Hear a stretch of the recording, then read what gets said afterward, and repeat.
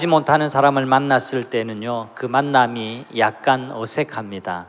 또 간혹 만나면 대면해요. 그런데 자주 만나고 시간을 보내면, 친해지면 굉장히 그 관계가 편해집니다. 여러분 어떠세요? 이 목사가 어떠세요? 편하기를 바랍니다. 2달 동안 레위기를 묵상을 하고 레위기 설교를 들으셨습니다. 성도님들에게 지금의 레위기는 어떠신지 저는 궁금해요. 레위기가 좀 어려워가지고 너무나 먼 당신 같은 책이 아니라 친근하고 은혜로운 말씀으로 읽으면 읽을수록 가득한데, 이 레위기의 말씀을 우리 삶에 잘 적용해서 은혜와 복을 누리는 모든 성도님들이 되시기를 축복합니다. 우리가 오늘 레위기 25장을 읽었습니다. 주중 내내 25장을 계속 읽었는데요, 25장에는 안식년과 희년의 규례들을 알려주고 있습니다. 이 규례들은 하나님의 마음이 무엇인지를 우리에게 잘 말해줍니다. 여러분 생각해 보세요. 제가 무슨 말을 한다, 누가 무슨 말을 한다라는 것은 그 말을 통해서 그 사람의 마음을 알게 되는 거죠. 조금 전에 우리가 주일 오후 학교 아이들도 말을 얼마나 잘하는지 몰라요. 그러니까 그 마음이 어땠는지를 말을 통해서 표현을 하는 겁니다. 레위기의 이 규례들을 통해서 하나님이 가지신 마음이 무엇인지가 드러난 게 레위기의 여러 규례들입니다. 특히 안식년을 왜 지키라고 하는지, 또 왜 희년이 필요한지, 그 하나님의 마음을 이런 규례들을 통해서 잘 표현해 주셨습니다. 그 내용을 우리가 함께 살펴보고 오늘날 우리에게 어떤 의미가 있는지 함께 생각해 보고자 합니다. 먼저 안식년을 우리가 들었는데요, 안식년의 핵심은 하나님이 주인이시다라는 겁니다. 안식일, 안식년, 희년, 여기에는 하나의 공통된 분모가 있습니다. 그것은 다른 것이 아니라 하나님의 주권 사상인데요, 하나님의 주권 사상이 무엇이냐, 다른 게 아니라 하나님이 온 세상의 주인이시다라는 믿음, 그걸 가리켜서 하나님의 주권 사상이라고 말합니다. 모든 것이 주님께로부터 왔고 우리가 누리고 있는 모든 것이 하나님께로부터 받은 것입니다. 그리고 이것들은 우리에게 하나님이 잠시 맡겨주신 겁니다 라는 믿음의 고백이 하나님이 우리 삶의 주인이십니다 라는 고백의 내용인 겁니다. 안식일, 안식이라는 말의 핵심은요, 평일과 구분해서 종교적으로 그 안식일을 보냈으니까 나머지 6일은 내 마음대로 살 수 있다, 이게 아니에요. 여러분, 크리스찬이다, 나는 성도다 라고 말할 때, 나는 주일, 일요일 오전 11시 내가 거의 안 빠지고 나는 교회 가서 예배 드리니까 나는 잘 살고 있다, 이렇게 생각해서 안 되는 것과 꼭 같습니다. 우리가 주일을 지키는 이유는요, 주일 하루 반짝 그 시간만큼 내가 종교적인 기독교인이 되면 나머지 삶은 내가 아무렇게나 살아도 된다, 이게 아니라는 것, 여러분들도 동의하시잖아요. 마찬가지입니다. 안식일의 의미는 하나님이 이 세상을 창조하신 창조주 하나님이십니다 라는 이 고백을 안식일을 구별하여 지키는 그 속에 담아놓고 있는 겁니다. 그렇기 때문에 내 직장, 가정, 내 일터, 내 삶의 모든 영역에 있어서 하나님이 주인이십니다 라는 그 고백의 마음을 지키는 것, 그것 하기 위해서 우리가 안식일을 지키는 겁니다. 안식년, 안식년은 말 그대로 날수가 아니라 해, 7번째 해를 안식년이라고 그러는데요. 이 안식년은 안식일이 사람이 쉬는, 또 사람이 쉬면서 하나님과 다시금 관계를 정립하는, 이것이 안식일의 규정이라고 한다면, 안식년은 땅에 대한 쉼을 이야기하는 겁니다.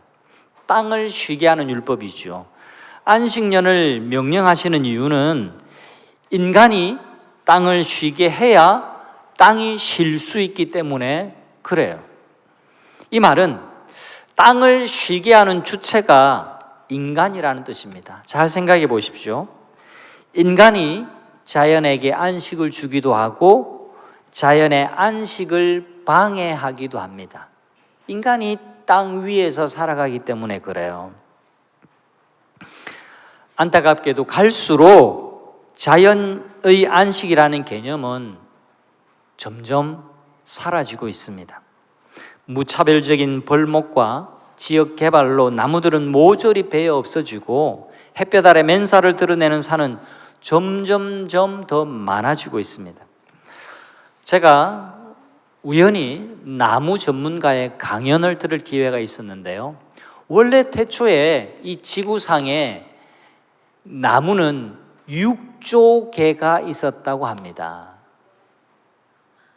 감이 잘 안 오시죠? 아무튼 원래의 지구는 굉장히 울창하고 나무, 숲으로 가득한 곳이었습니다. 그런데 점차 인간들이 개발하고 무차별적으로 숲을 이렇게 숲에 나무를 베어내고 또 인간들의 영역을 확장시키면서 도시를 만드는 이것 때문에, 그리고 이 자원을 위해서 나무를 베어내는 이 모든 경제 활동들 때문에 나무는 절반이 사라지고 지금 지구상에는 3조 개 정도의 나무들만 남아 있다고 합니다. 아무튼 그 개수에 대한 체감은 덜하지만 원래 푸르렀던 지구 환경의 절반 정도의 수준에서 우리가 살아가고 있다, 이 정도만 느끼시면 될 것 같아요. 여러분, 안식일의 규정에서 강조하는 것은요, 인간이 주인이 될 수 없다라는 겁니다.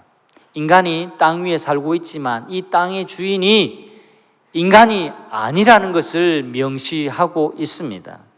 누가 주인입니까? 하나님이 주인이십니다.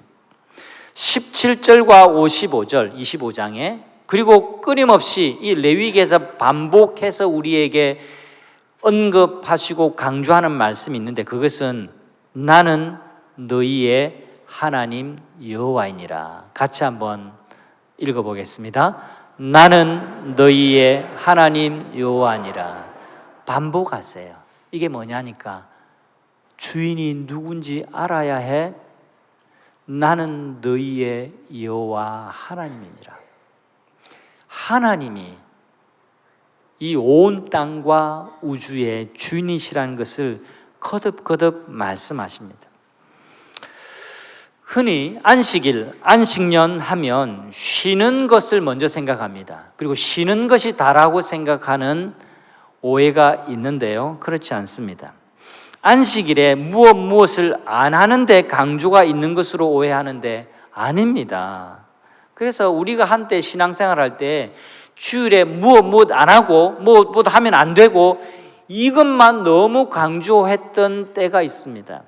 네, 경건하게 살기 위해서는요, 네, 금해야 되는 것도 있습니다만 그것 말고 더 중요한 것은 주일에 주인이 누구신지 기억하고 하나님을 의식하고 하나님을 경배하고 하나님을 인정하고 하나님께 예배하는 것, 여기에 더 강조점이 있어야만 합니다. 하나님의 주인됨을 인정하는 믿음을 내 삶이 펼쳐지는 시간과 장소에서 드러나게 행동하는 것, 이것이 바른 믿음이에요. 이것이 안식일을 지키는 믿음입니다. 이것이 진정한 주일 성수입니다. 주일에는 다른 것 안 하고 다 예배만 딱 드리고 가는데 월요일부터 토요일까지는 부어라 마셔라 마음껏 내 마음대로 살고 볼 것 안 먹고 다 보고 먹을 것 안 먹을 것 안 가리고 다 먹고 그렇게 하는 것이 주일 성수가 아니라는 겁니다. 제대로 주일을 성수하고 제대로 안식일을 지키는 사람은 나머지 날들도 하나님이 내 삶의 주인이심을 고백하지 않을 수가 없습니다. 여러분의 사업장과 직장에서도 하나님은 주인이 되심을 믿으시기를 바랍니다. 여러분의 살림살이 가정에서도 하나님은 주인 되심을 믿습니다. 이 믿음을 가지고 살아야 돼요. 이 믿음이 나를 살리고 이웃을 살리고 지구를 살리는 건강한 토양이 됩니다. 안식년의 규정은요, 이 집착을 내려놓아라는 하나님의 명령이에요. 땅을 열심히 경작을 하다 보면 어떨 것 같습니까? 아니, 어떠십니까? 그러면 내 것이라는 집착이 생기기 쉽습니다. 그래서 1년 동안 하나님은 멀리 땅과 떨어져 지내고 땅을 쉬게 함으로 하나님이 이 땅의 주인이시고 인간은 결코 주인일 수 없다라는 사실을 이 안식년을 지키면서 체감하는 거예요. 그리고 받아들이는 거고 고백하는 겁니다. 훈련하는 겁니다. 받아들이는 겁니다. 그래서 집착을 내려놓는 겁니다. 그러면 집착을 내려놓고 과연 뭘 하라는 겁니까? 집착을 내려놓는 그 자체가 또한 목적이 아닙니다. 집착을 내려놓고 그 다음에 목적이 있어야죠. 그것은 땅이 주는 혜택과 은혜를 다른 사람에게 흘려보내라고 하는 하나님의 마음이 이 안식년의 규정에는 있습니다. 우리 읽었는데 4절과 7절을 다시 한번 여러분 눈으로 보시고요. 무슨 말씀을 하는지 잘 보세요. 7번째 해에는 그 땅이 쉬어서 안식한다 그렇게 말씀합니다. 네가 이 안식년에는 파종하지 마라, 포도원 가꾸지 마라 하십니다. 너희가 경작하지 않아도 안식년에 땅은 소출이 낼 것인데, 여러분 이게 참 놀라운 말씀입니다. 이것만 봐도 땅이 우리 것이 아니라는 것이 드러나요. 여러분, 우리가 경작해야만 꽃이 피고 열매를 맺느냐? 아닙니다. 우리가 경작하지 않아도 땅을 소출은 내게 돼 있습니다. 그게 우리가 주인이 아닌 명백한 증거이기도 해요. 너희가 경작하지 않아도 땅은 소출을 낼 것인데 그 소출은 어떻게 해야 하느냐? 내 종과 여종과 내 품꾼과 너와 함께 거류하는 거류민들과 내 가족과 내 땅에 있는 들짐승들이 먹을 것으로 삼을 것이다. 여러분, 인간적으로 생각하면 얼마나 아까울까요? 내 땅에 저절로 이렇게 생겨난 저 열매들인데 가만히 놔둔다니요. 이것만큼 손해가 어디 있겠어요? 집착의 렌즈를 끼고 보면 그래요. 근데 하나님이 뭐라 그러시느냐? 이 땅이 내 건데 가만 놔둬. 그래도 소출이 날 거야. 그러면 가난한 자, 약한 자, 소외된 자, 그리고 들짐승들도 이것 먹을 수 있도록 해. 이것이 흘러가도록 가만히 놔둬. 그게 네가 사는 길이야. 그게 이 사회가 유지가 되고 그게 이 세상이 풍요로워지는 길이야. 그렇게 말씀하고 계시는 겁니다.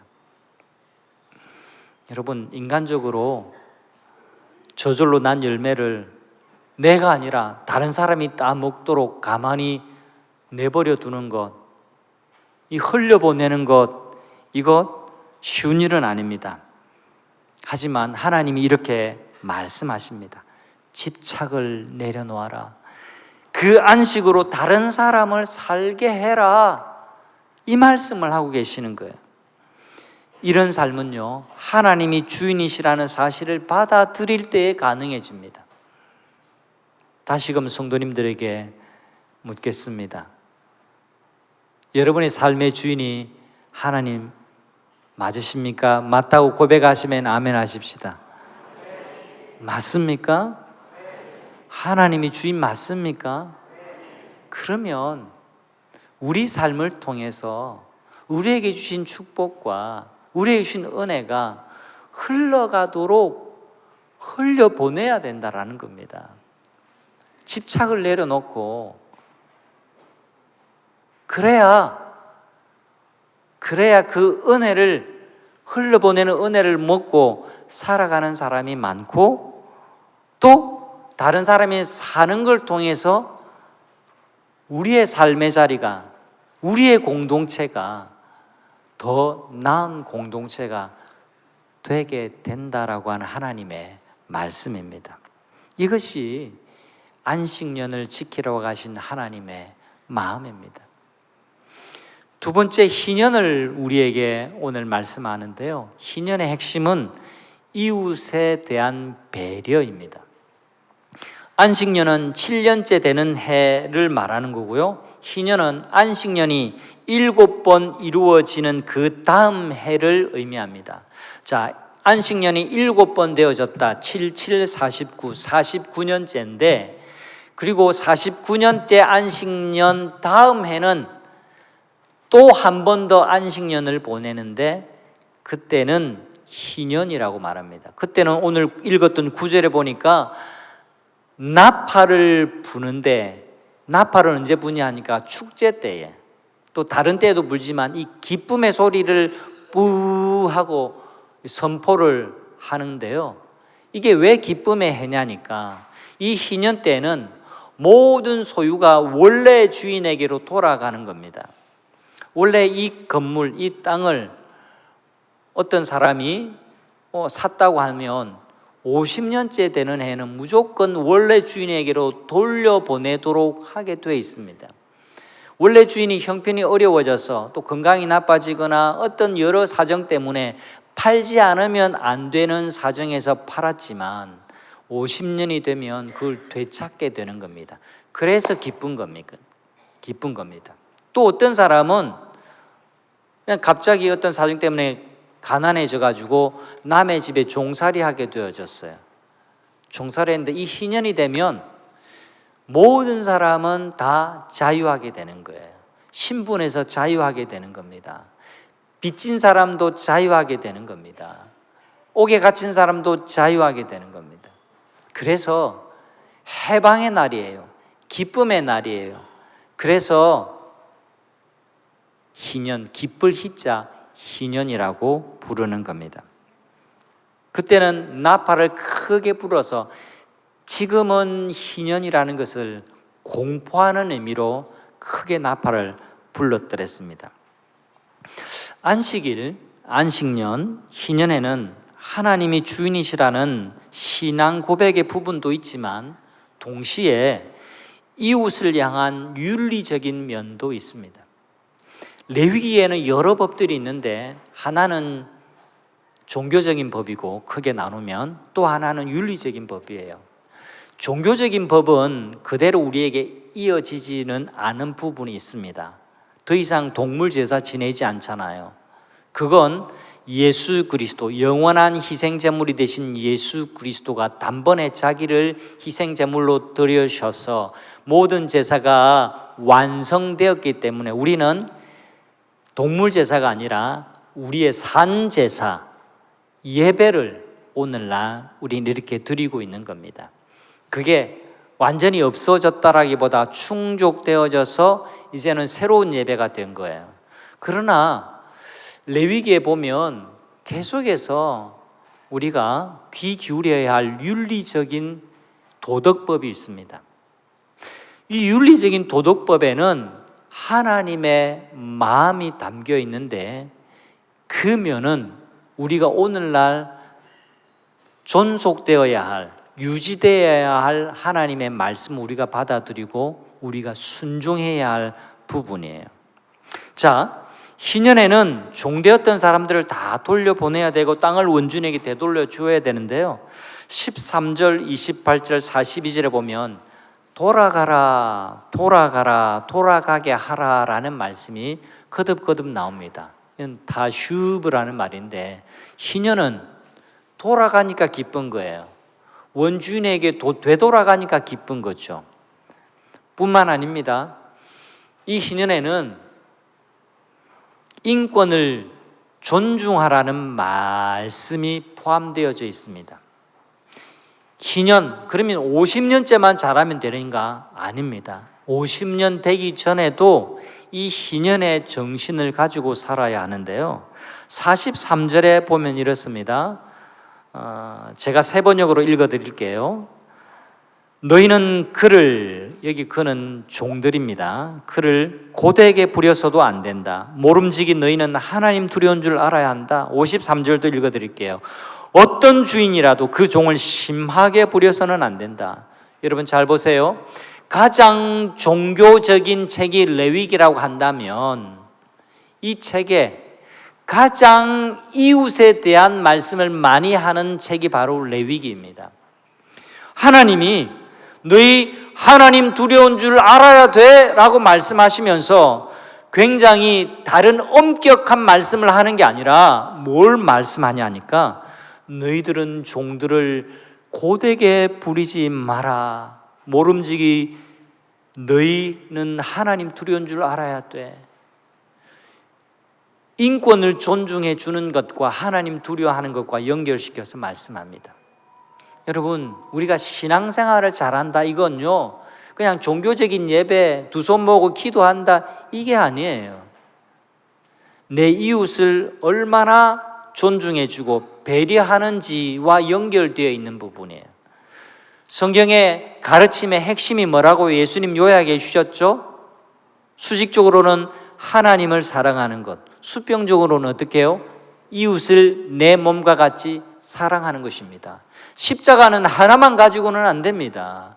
두 개가 같이 있어야 십자가가 되는 겁니다. 두 개 중에 하나를 선택하는 게 아닙니다. 하나님을 사랑하는 사람은 이웃을 사랑하게끔 되어 있습니다. 이웃을 사랑하는 사람은 끊임없이 그 동기와 에너지를 하나님 사랑에서 찾아야만 됩니다. 안 그러면 실망하게 되어져요. 이웃을 사랑할 수 있는 그 동력과 그 에너지는 하나님이 부어주시는 거예요. 희년이 되기 전에 자칫하면 착취할 수 있거든요. 예를 들면 이겁니다. 우리 집에 일하는 우리 품꾼이라고 칩시다. 그러면 얄팍한 사람은 희년이 내년이니까 올해는 내가 본전을 뽑아야지, 전문 용어로 말하면 뽕 뽑아야지 하면서 이 사람들을 잠도 안 재우고 먹을 것도 제대로 안 주고 그냥 착취하는 거예요. 착취. 왜냐하니까 내년이면 돌려보내야 되니까. 너희들이 결코 그래서는 안 된다라고 하나님이 엄격하게 말씀하시는 거예요. 너희가 하나님 두려운 줄 알아야 돼. 어디서 그렇게 인격을 모독하고 어디서 인권을 짓밟고 사람의 노동력을 착취하고 그래서는 안 돼 라고 하나님이 말씀하시는 겁니다. 여러분, 레위기를 정말 잘 읽고 계시나요? 저도 레위기를 참 많이 읽었습니다. 근데 두어 달 동안 레위기를 또다시 읽으면서 하나님이 정말 좋은 분이시다, 하나님이 얼마나 좋은 분이신지를 저는 참 많이 느끼게 됩니다. 말씀드렸죠? 여러분, 하나님이 규정하신 이 모든 것은요, 우리를 괴롭게 하시기에 만든 규정이 아니에요. 우리에게 축복의 길을 열어놓으신 것이고요. 또 보세요. 하나님이 약자들, 소외받은 사람들, 병든 사람들을 얼마나 많이 배려하시고 그들을 챙기고 계시는지를 보세요. 안식년과 희년조차도 다시금 그들에게 재기할 수 있는 기회를 주고 계시는 거예요. 회복시켜 주시는 거예요. 여러분, 한번 실패하면 끝이다? 얼마나 비참합니까? 그렇지 않습니다. 집을 나갔던 탕자였기 때문에 용서받지 못한 것이 아니라 다시금 아버지 집으로 돌아올 수 있는 문이 항상 열려 있었던 겁니다. 그게 은혜입니다. 그게 은혜예요. 하나님의 마음은 언제나 이런 은혜로 가득합니다. 여러분, 우리가 하나님을 닮아가야 돼요. 어려움 가운데서도 힘겹게 살아가는 분들을 우리가 형제로 자매로 대하는 따뜻함이 있어야 될 줄 믿습니다. 간혹 우리가 뉴스를 보면 여러 종류의 갑질, 또 외국인 노동자들을 학대하거나 차별하는 것을 보게 되는데요. 그런 뉴스나 소식을 접하면 정말 마음이 아프고 어떨 때는 화가 치밀어 오를 때가 있습니다. 여러분, 2017년도 영국 인디펜던트지에 이런 뉴스가 났어요. 한국의 문화, 갑질 문화를 소개했습니다. 이 갑질이 영어에는 있는 단어가 아니어서 GAPJIL이라고 갑질이라고 그냥 그렇게 음력해서 영어로 말했어요. 새로운 단어가 생긴 거예요. 약한 사람을 얕잡아 보는 것은요, 천박한 자본주의의 병폐입니다. 하나님을 무시하는 태도예요.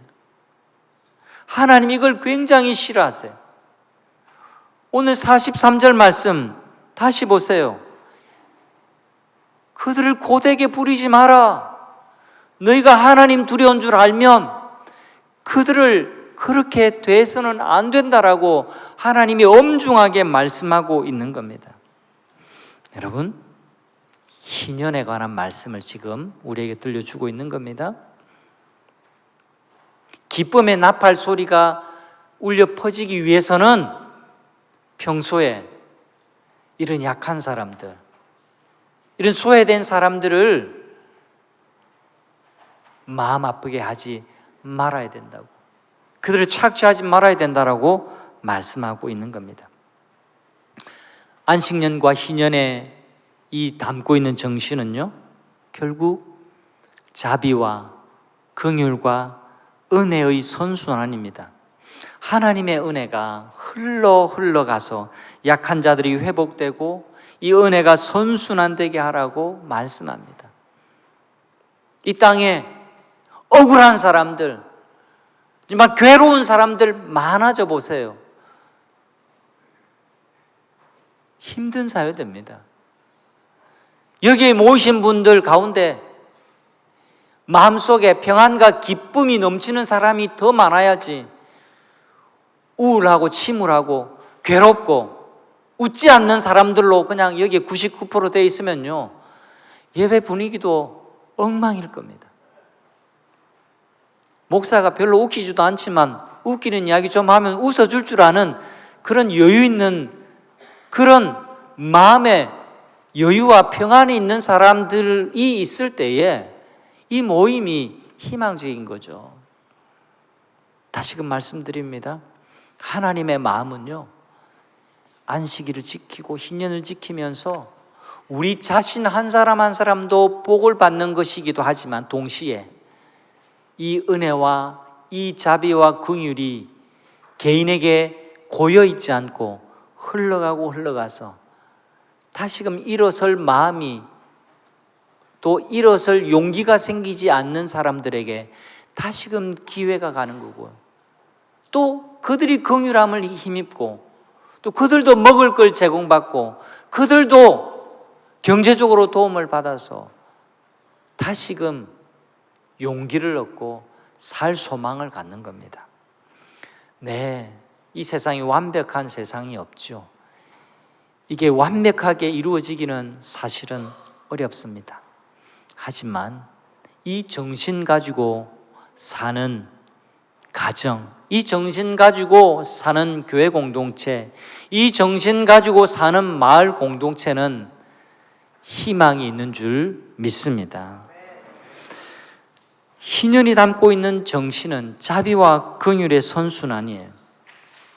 우리가 하나님 뜻대로 산다는 것은 무엇일까요?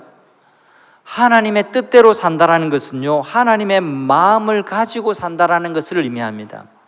하나님의 마음이 무엇입니까? 하나님의 마음이 어디에 있습니까? 하나님의 마음을 알려면요, 하나님의 말씀을 봐야 돼요. 하나님의 마음이 갑자기 우리가 그냥 자고 있는데 착 펼쳐지지 않습니다. 하나님의 마음은 하나님의 말씀에 아로 새겨져 있습니다. 하나님은 우리 모두가 다 행복을 누리며 살기를 바라세요. 그런데 이 안식은 하나님과의 영적인 교제를 통해서만 누릴 수 있습니다. 오해하지 마십시오.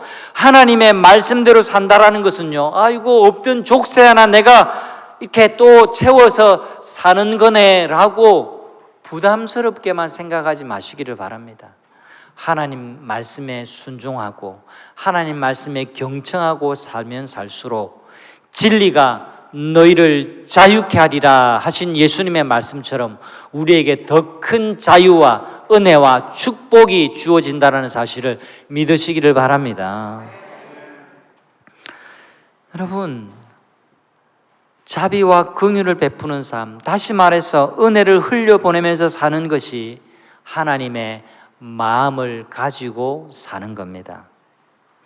오늘 알려드린 것처럼 여러분이 상반기 5번째 주일 냉수 한 그릇, 국수 한 그릇 값 하고 적어내신 분도 있고, 또 좋은 외식 값으로 또 헌금하신 분도 계세요.